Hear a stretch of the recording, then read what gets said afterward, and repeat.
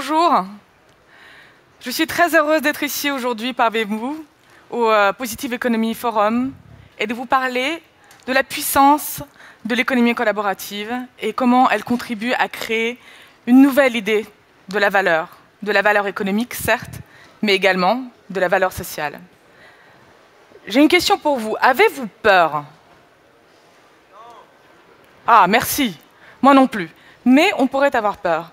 Lorsqu'on voit tous ces articles, ces couvertures qui nous parlent de l'écroulement de notre système, ce système qui n'est plus aujourd'hui capable de créer de la valeur, et lorsqu'il la crée, malheureusement, elle ne bénéficie en apparence qu'à une partie extrêmement étroite de la population, et certainement pas à tous.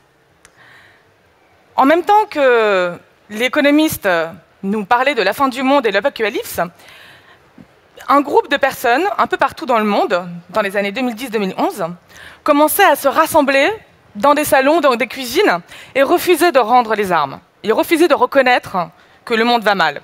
Pourquoi? Parce qu'ils voyaient émerger de nouveaux modèles économiques. Des nouveaux modèles qui sont fondés sur la collaboration et la mise en relation entre les individus. Donc ce cercle que vous voyez est l'embryon de WeShare, le think tank dont je suis une des animatrices et des membres actifs. Alors, quelques années plus tard, l'économie collaborative n'est plus une nouvelle, elle a atteint une certaine maturité. Et la preuve en est, c'est que nous avons déjà organisé 2 éditions du festival WeShareFest, qui parle d'économie collaborative et de communauté, qui a attiré plus de 1000 personnes du monde entier qui croient, comme nous, que l'économie collaborative est une ressource considérable pour créer la valeur et la distribuer de manière différente. Nous n'étions pas les seuls. Entre-temps, les plateformes qu'on considérait encore, il y a quelques années, comme étant marginales, comme étant peut-être de la débrouille, de l'économie de crise, ont connu une croissance considérable en nombre d'utilisateurs, mais également en valorisation. Certaines sont aujourd'hui valorisées en milliards. Force est de constater aujourd'hui que on ne peut plus parler d'économie collaborative, mais d'économie collaborative au singulier, mais uniquement au pluriel. Et en même temps, qu'on se rend compte de l'infinie variété de ces modèles, il n'y a pas grand-chose à voir entre une plateforme qui est capable aujourd'hui de rivaliser avec le 4e groupe hôtelier et l'économie du don ou les monnaies complémentaires. On se rend compte aussi que l'économie collaborative n'est pas bonne ou mauvaise en elle-même. Elle est définie comme les modèles et les pratiques qui sont fondés sur des réseaux internationaux, sur des réseaux horizontaux, une communauté, et qui transforment la manière dont on consomme, dont on produit, dont on finance, dont on s'éduque, dont on s'organise. Maintenant, si nous adoptons une démarche un peu plus proactive, la mission de WeShare, par exemple, et aussi c'est également de celle des intervenants qui vont vous parler après, est d'accélérer le passage à une société qui est fondée sur des valeurs comme l'équité, l'ouverture, la confiance, une société plus collaborative. On voit l'écart entre ce qui est un modèle, ni bon ni mauvais, et un objectif qui introduit des valeurs de nature sociale aux côtés des valeurs de nature économique.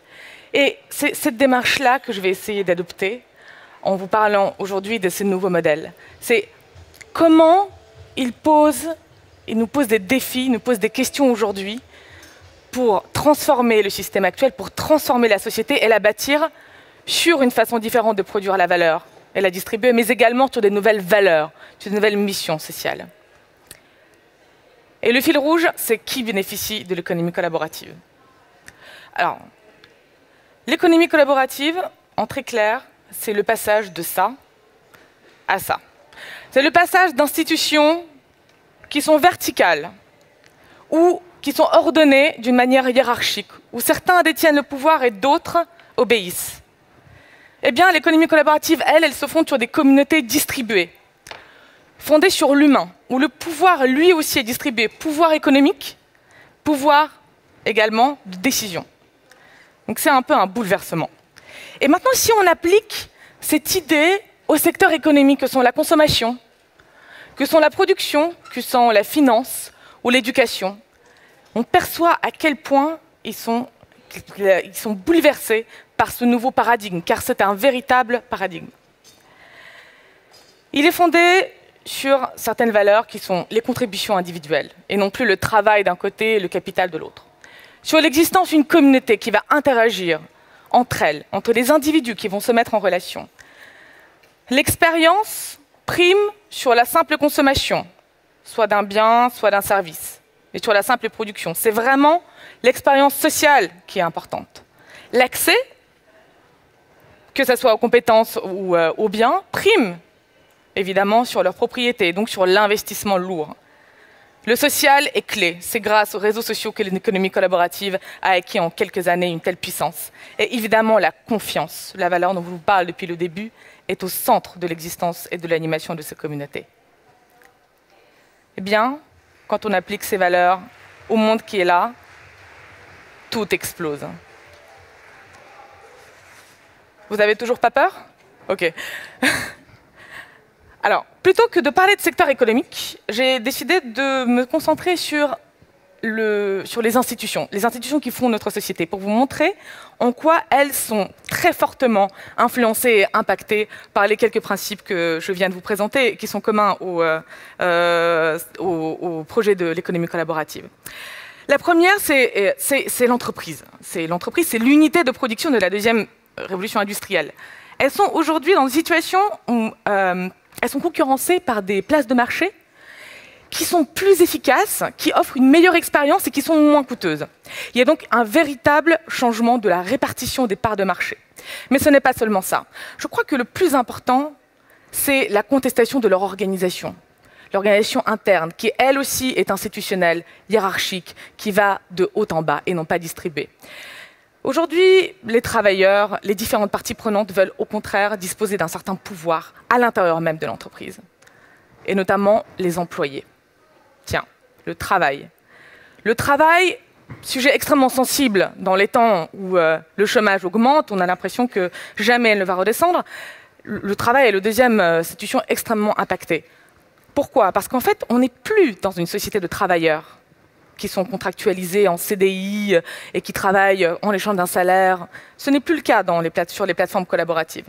Au contraire, elles vont percevoir, elles vont contribuer. Ils vont jouer tour à tour le rôle de consommateur, de producteur. Du matin au soir, le rôle peut changer. On est dans une certaine instabilité, mais une sorte de société de micro-entrepreneurs et de freelance. Et le problème aujourd'hui, c'est que notre société, elle n'est pas du tout adaptée à ce monde. Allez demander à n'importe quel auto-entrepreneur, il vous dira à l'enfer qu'il vit lorsqu'il doit remplir toute la paperasse administrative. Les institutions et l'État ne sont pas prêts à affronter ce nouveau changement, car eux aussi sont désemparés devant la vague de transformation de la distribution du pouvoir économique. Ils ne savent pas quoi faire. Tout simplement, ces changements vont trop vite. Et ils ont beaucoup de mal à avoir l'écart nécessaire sur le coup pour anticiper quel rôle de régulateur ils doivent jouer, quel rôle de législateur, comment impliquer les parties prenantes dans leur processus de décision. Pardon. Donc, l'économie collaborative n'est pas en train d'être vécue en huis clos. Elle offre un véritable paradigme qui transforme l'ensemble des piliers de notre société. Cette transformation n'est pas bonne ou mauvaise. Elle va très vite. Et la posture attentiste est probablement la pire qu'on pourrait adopter aujourd'hui. Surtout, aujourd'hui, peut-être la question à se poser n'est pas qui bénéficie de l'économie collaborative, est-ce que nous sommes dans une répartition qui est capitalistique et similaire à celle de laquelle on vient, est-ce que finalement le système n'est pas entretenu par ces nouveaux modèles, mais plutôt, qu'est-ce que nous devrons faire, comment organiser ce changement pour qu'il aille dans le sens qu'on souhaite. Je vous parle depuis le début de distribution du pouvoir. Il faut qu'on prenne ce pouvoir-là pour décider quelle va être la société dans laquelle on va vivre demain. Et c'est là où l'économie collaborative est un outil extrêmement puissant, parce qu'elle est un véritable laboratoire d'expérience où ces modèles sont en train d'être testés. Il y en a certains qui marchent et il y en a certains qui ne marchent pas. Il y en a certains qui vont accroître les inégalités et d'autres qui vont, au contraire, encourager une redistribution de la valeur. Il y en a certains qui vont créer une société démocratique où nous, citoyens, où nous, en tant que citoyens, consommateurs, producteurs, enfants, adultes, pourront apporter quelque chose et en bénéficier en retour, ou alors, tout simplement, si nous choisissons des modèles qui ne sont pas ceux qui vont dans ce sens-là, nous allons rester dans le système qui est en train de se dégrader et auront très très peur. Donc, j'aimerais finir par poser ce que moi je considère comme étant les 4 questions auxquelles nous devons répondre aujourd'hui d'une manière urgente et pour lesquelles l'économie collaborative offre des ressources absolument inépuisables. La première question, c'est comment bâtir une société collaborative qui est fondée sur la coopération et surtout sur une distribution de la valeur pour tous. On parle d'équité. C'est très compliqué ce terme d'équité. On ne sait pas ce que c'est l'équité. On devra aussi y réfléchir. Est-ce que c'est l'égalité des chances? Est-ce que c'est l'égalité des opportunités? Est-ce que c'est l'égalité stricte? Ces questions-là sont fondamentales parce que l'économie collaborative montre que si on laisse faire, on laisse les choses s'organiser d'elles-mêmes, on risque d'aboutir à des modèles qui ne sont pas ceux qu'on souhaitait avoir au début. Surtout, comment faire pour construire une société qui réduit les inégalités plutôt qu'elle les accroît?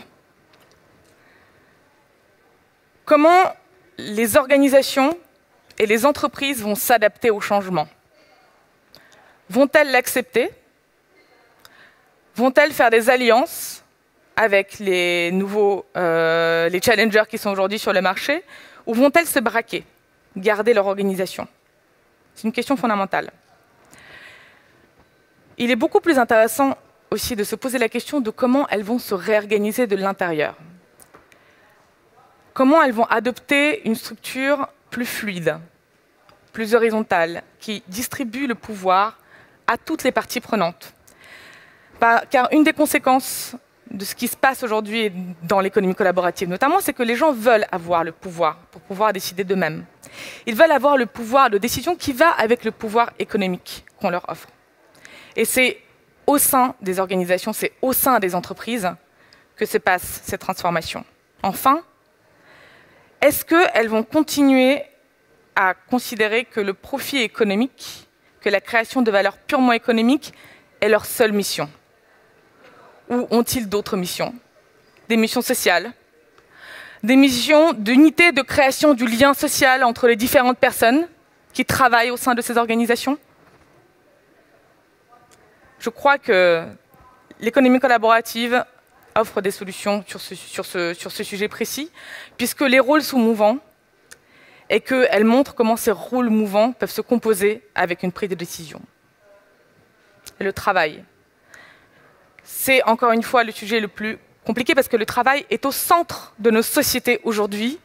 Il définit tout, il définit le système est basé sur le travail. Il définit aujourd'hui surtout la protection sociale. Lorsqu'on est en dehors de l'emploi salarié et qu'on est freelance, micro-entrepreneur, lorsqu'on se considère comme micro-capitaliste, qui avons le droit de disposer de notre bien, de le mettre sur le marché, nous n'avons tout simplement pas la protection sociale qui va avec et qui est en fait un des rôles de nos institutions.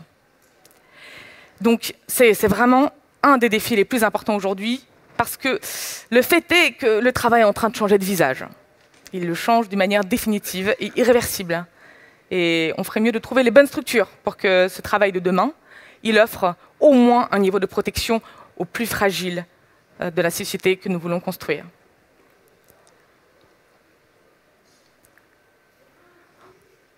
Comment, et est-ce que ça sera possible, comment distribuer le pouvoir politique? Peut-être j'aurais dû commencer par là, parce qu'en fait, c'est ça qui conduit, c'est une question qui détermine l'ensemble, la cohérence du tout. Nous pourrons certainement continuer à faire des choses, et les entrepreneurs qui vont parler tout à l'heure vont vous montrer à quel point on peut faire des choses justes du point de vue économique. Et l'économie est aujourd'hui un outil puissant pour conquérir le pouvoir, pour le redonner aux citoyens. Mais au bout d'un moment, d'une manière très pragmatique, sur les questions critiques comme, par exemple, ne serait-ce que quel type de travail nous allons instaurer demain, est-ce qu'il faut réguler ou ne pas réguler tel secteur ou tel secteur? Est-ce qu'il faut jouer plutôt les entreprises traditionnelles qui sont installées ou plutôt les nouveaux entrants? Sur ça, en fait, on ne peut pas décider bien si on n'implique pas les parties prenantes dans ce processus de décision. Et c'est là où il est question du pouvoir politique. Donc c'est vraiment une question absolument fondamentale.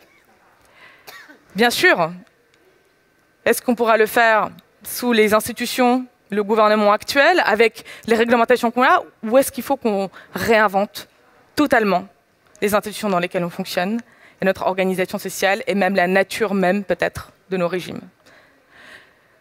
Donc les questions que je viens de vous poser, en fait, elles ne sont pas du tout propres à l'économie collaborative. Elles sont permises par l'accélération rapide de l'économie collaborative, par ce qu'elle offre, la vision qu'elle nous offre des changements en une période de temps extrêmement réduite. Elle est vraiment comme un petit laboratoire où les choses sont testées. C'est à nous maintenant de s'en saisir. Et c'est ce que notamment WeShare et les intervenants qui vont me succéder essayons de faire tous les jours. Merci beaucoup.